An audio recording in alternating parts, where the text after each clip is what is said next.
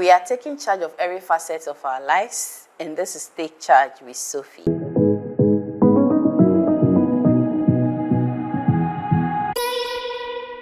My name is Sophie. In our last episode, we talked about how important it is for the youth to take retirement planning seriously. And in this episode, we'll be delving more into what retirement actually is and what it means to different people. I feel like retirement is a very emotional stage in every worker's life. Those who are at the highest helm of affairs in every company have enjoyed a lot of respect and goodwill from people who work with them. So those people, those who fall within that category, normally retirement becomes very difficult for them because they believe that they are going to lose that kind of respect when they go home. Nobody actually greets them with respect. Nobody tries to carry their bags and all that. So they become very emotional when it comes to, reality begins to dawn on them that very soon they'll be actually vacating the seat that they hold so dear. You know, sometimes position becomes something that if you are not so careful, you begin to feel like the position is actually your possession. But as we all know, position is not possession, but a lot of people find it very difficult to draw the thin line between position and possession. So mostly for those who are at the highest helm of affairs in company, like senior managers, bosses, and all that, a lot of them, they find it very difficult when they think about retirement, not because they are not financially prepared, but because emotionally, they are so tied to their positions that living makes them feel like they are going to lose a portion of their relevance. Another worry for a lot of other people who are not financially sound, maybe the middle level staff or the junior level staff, their worry is actually from the fact that they are not financially prepared to go on retirement. Now they begin to ask, do I even have a house that I'll be staying in? Maybe they are probably living in an employer-based accommodation. They begin to worry so when I actually leave, it means that accommodation, I'm not going to have access to it. It also means that when I fall sick, I have to take care of the bills myself. It also means that all the benefits that comes with employment, I'm actually going to lose them. So you realize that everybody has an emotional trauma as far as retirement is concerned. To those who are prepared financially, they are worried about their relevance, especially those who have not created any other thing that is going to give them that continuous relevance. And the other people, the other side who are also worried, they are worried because of the fact that they may not be fully prepared financially or any other thing that gives them security as far as their job is concerned. But the question is, should we really be bothered about retirement? I think yes, whether we are at the lower tier or the higher tier of employment, we need to actually be bothered about retirement because the statistics in Africa and in Ghana for that matter are not encouraging. Generally, salary levels in Ghana are very low. People are working full-time and their salaries are below 1,000. How much more when you are actually going to receive just a fraction of what you were actually receiving if you are actually going to receive your Tier 1, which is the SNET stipend. So statistics has it that 82% of Ghanaian pensioners earn less than 1,000 cedis a month. And this is actually true because your full salary whilst you are actively working is maybe 1,000 or a little above 1,000 or even 2,000. Then if you are going to go on retirement, your SNET, the monthly allowance that you'll be receiving from SNET will certainly not be up to your 100% that you were receiving when you are working. So from the fact that salary levels are generally low, you will know that, yes, pensioners are actually going to go through a lot of struggles if they don't have any other buffers to fall on apart from their monthly pension allowance. Let me just quickly chip in this. In Ghana, we have a 3-tier pension system. We have a Tier 1, which is compulsory, the one that you contribute towards net. Tier 2 is also compulsory. It's privately managed by pension fund managers and trustees. And then tier 3 is not compulsory. It is optional. So depending on who your employer is, they may want to actually contribute tier 3 for you. So if your employer is contributing tier 3 for you, at least you are relatively secure because there's some form of money accumulating somewhere for you.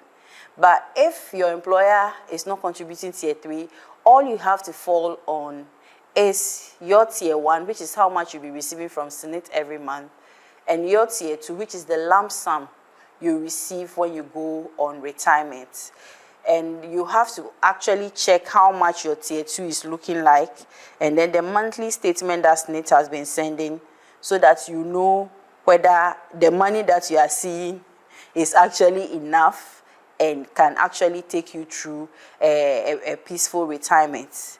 So here are a few questions for us to actually ponder on. Would your medical bills be a problem at retirement? You know, a lot of us actually benefit from our employers in terms of healthcare. We have a lot of insurance policies provided by our employers that take care of our health, ourselves, and for our dependents, maybe your spouse and maybe your children below the ages of 18.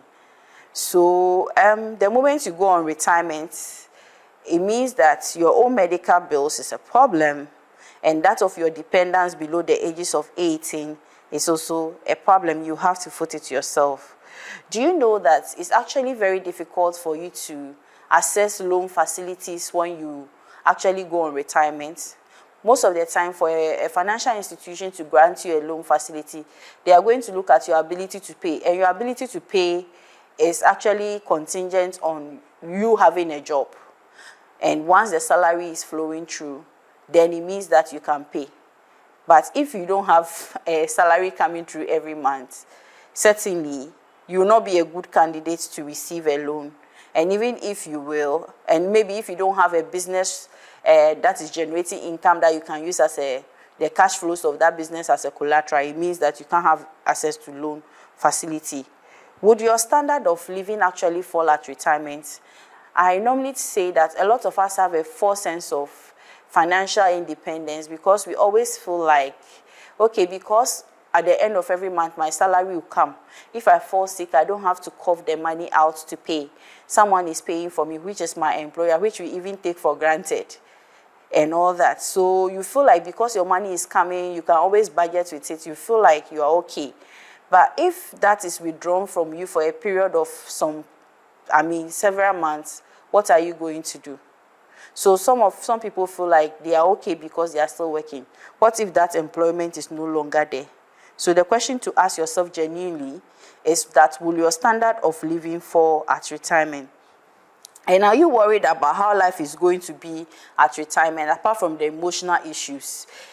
If you are going to be worried about how life is going to be like at retirement, it means you are actually not planning for retirement. If you are planning for retirement, you have everything all figured out on what you want to do with yourself way ahead of the retirement. At least you will have some emotional psychological worries about how things be. Yes, uncertainties.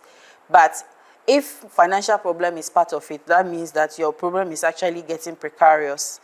And do you have children who will be in school when you retire? A lot of people have pension babies.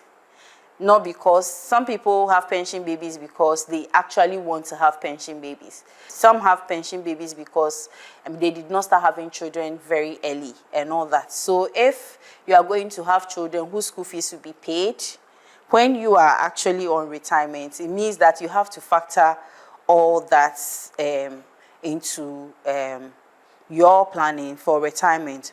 And why should you plan for your pension? Here is why you should plan for your pension. Old age actually comes with deteriorating health because the body has lived and has served you, has given you the opportunity to go to work and manage all the stress and the pressures of life. And once you get to retirement age 60 and above, you will realize that the body is tired, a lot of the organs are worn out, and you have to start eating very well. and start resting very well and all those things. So you realize that your health will deteriorate. And if your health is deteriorating, it means that you have to buy a lot of medications. And you need money to buy medication, right? And then you need more money for utilities. You know, when you retire and you are home and you are not going to work at all, it means that a lot of time will be spent there. When you are at work, you use your employer's lights, the AC, the lights, the fans, you plug your PC, everything is on the bills, are on the employer. But when you are on retirement and you are home, the bills are actually on you, meaning that your utility bills are actually going to go up a lot more because you are home and you are actually on retirement. Why am I saying this? I have monitored the utility bills in my house when I go to work regularly, and then I also monitor the utility bills when I deliver and I'm home on maternity. You realize that my utility bills actually go up a lot more when I'm on maternity leave because I use more energy. And then, you know, at retirement, it is only your working status that change, but life actually remains normal. When you retire, you are still somebody's uncle, right? You are still somebody's husband. You are still somebody's father. So the only thing that has changed is your working status, but life actually continues to be the same, meaning that you should know the kind of responsibilities that you have towards all your stakeholders and make sure that you have put adequate plans in place so that at pension you can still remain relevant to them. And you know your expenses remain the same, but your income sources may be limited because you will still eat at retirement. You will still do all other expenses that you do on a regular day when you are on retirement. The only challenge you have here is that you have limited income sources. So you now understand why it is very essential for us to plan our retirement. This again is why you should consider planning for retirement if you haven't done that. You know, at retirement, you are on your own.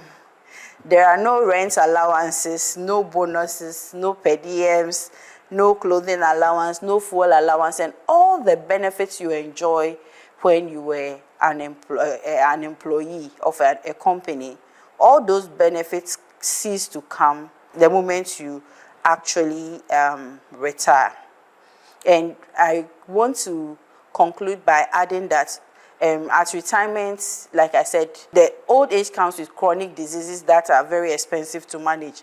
A lot of people will have to take in medications and then have diets that are healthier than when they were younger. You know, healthy diets are quite expensive. So it's very essential that we don't get emotional and worried about the fact that retirement is scary, retirement is a monster, and all that. There's so much blessing in growing to a particular age. You see very young people hesitant. So if God blesses you and retirement is in sight, don't see it as punishment or anything. You only have to see retirement as punishment if you don't prepare for it emotionally and financially. As we bring this episode to an end, I want to encourage you to actually share this useful information with your friends, family, comment, and press the notification button so you can get notified when we share life-transforming recordings that will actually take your life to the next level. Take charge. Retirement is something that you shouldn't leave to chance. Thank you very much. See you in the next episode. Bye-bye.